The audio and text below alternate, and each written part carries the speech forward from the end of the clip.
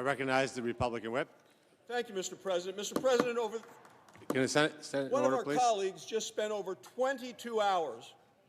One of our colleagues just spent over 22 hours on this floor reading from a book, reciting poetry, one poem at least 4 times, and talking about renovations currently going on at the White House. It was 22 hours of what I can only describe as rubbish. I come to the floor today to ask a simple question. What did Democrats actually accomplish? The government's still closed. Capitol Police officers and Senate support staffers who were here for the entire 22 hours are still not getting paid. So let me read, Mr. President, from the record and into the record, an article published today in the Daily Caller written by Adam Pack. The headline is this. It's entitled, "Democrat Forces Unpaid Capitol Police to Stay Up All Night so he can rail against Republicans." Let me tell you the title again. Democrat forces unpaid Capitol Police to stay up all night so he can rail against Republicans. The article goes on. Democrats are refusing to pay support staff and Capitol Police during the government shutdown, but still force them to work overnight Wednesday so a lawmaker could rail against the Trump administration from an empty Senate chamber. Do we have order, Mr. President? Can you please take your conversations outside the chamber? Please take your conversations outside the chamber. Thank you. To repeat, Mr. President, I said Democrats are refusing to pay support staff and Capitol Police during the government shutdown, but still force them to work overnight Wednesday so a lawmaker could rail against the Trump administration from an empty Senate chamber. The article goes on. Democratic Oregon Senator Jeff Merkley took to the Senate floor for, as they wrote this, a 14-hour-long, now 22, and counting screed against President Donald Trump beginning early Tuesday morning. The article continues. His overnight talkathon, which was still ongoing at the time of publication, forced floor aides and Capitol Police to work throughout the night despite staffers missing their first full paycheck due to the funding lapse on Monday. And Capitol Police poised not to receive their salary later this week. Merkley blasted Trump's decision to deploy National Guard to Portland, Oregon over the objections of state and local officials during his marathon speech. It goes on.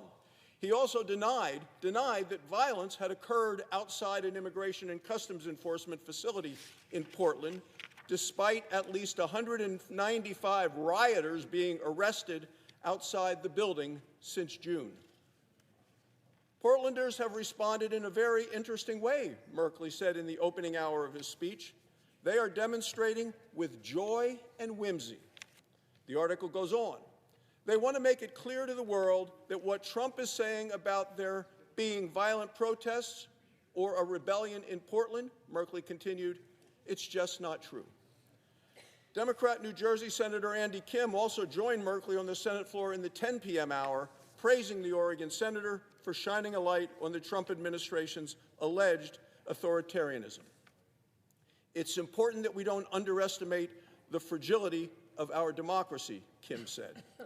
Senate staffers missed their first full paychecks on Monday after Democrats consistently rejected House-passed bipartisan spending bills to fund the government.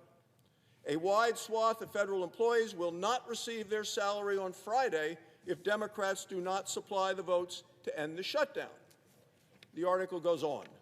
Merkley and Kim have voted with Senate Minority Leader Chuck Schumer on 11 separate occasions to keep the government shuttered during the 22-day-long funding lapse.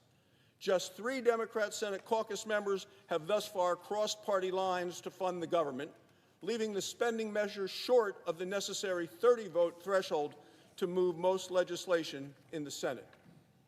Republicans blasted Merkley's overnight speech during the shutdown, arguing the move was unfair to floor aides and Capitol Police officers working unpaid because Democrats refuse to fund the government.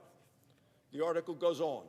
The Democrats are going to make Capitol Police and Capitol staff, support staff, who they refuse to pay, work all night so they can give speeches patting themselves on the back for shutting down the government and hurting the American people, Senate Majority Whip John Barrasso wrote on X. How ridiculous is that? Senators whose pay is protected by the U.S. Constitution receive their salaries on Monday.